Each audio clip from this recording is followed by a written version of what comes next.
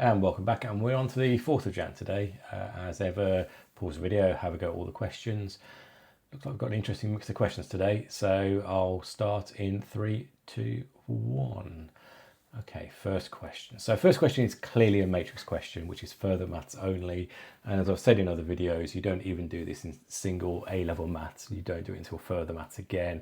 But it's quite useful sort of little techniques to learn, especially sort of university and later on. Anyway, point is, this one's fairly straightforward. 3 times A means I multiply each of the elements by 3, 3 times 9, 3 times minus 1, etc., etc. And you're going to get 27 minus 3 is 0, 12. Easy start today. Next question.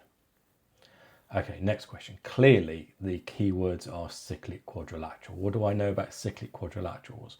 Well, I know that x plus 9y plus its opposite angle must be equal to 180. Well, that feels like an equation, so let's write that out. So there we go. Collect my x's, collect my y's, and I've got one equation.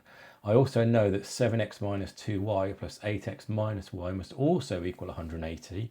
Collect my x's and y's again, and I've got 2 equations, 2 unknowns. This is just a simultaneous equation question. Multiply 1 by 3, which is going to give me this thing here. I'm going to write 2 underneath because it just means I'm less likely to make an error.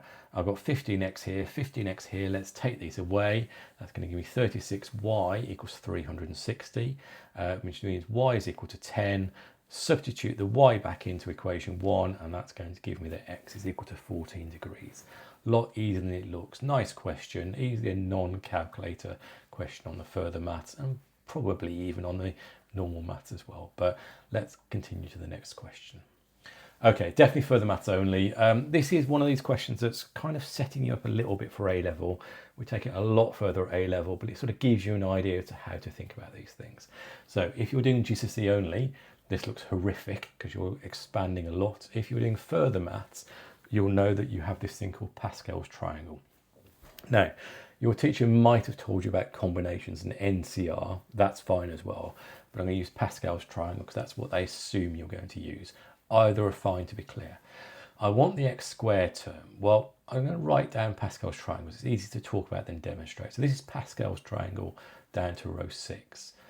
If you think about it, even though it's kind of back to front, if I start x0, so this is x0, this is x1, this is x squared, this is going to be the multiplier, if you like, the coefficient or the combination part of the expansion, or the binomial expansion.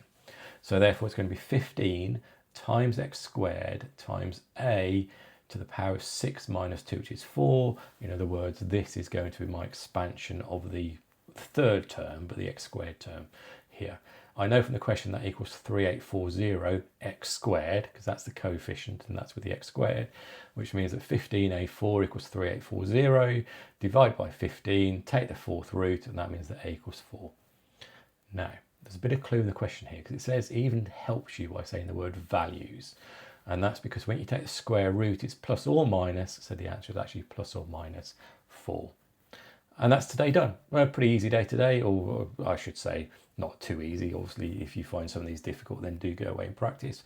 But relatively straightforward. Tomorrow's actually a little bit harder.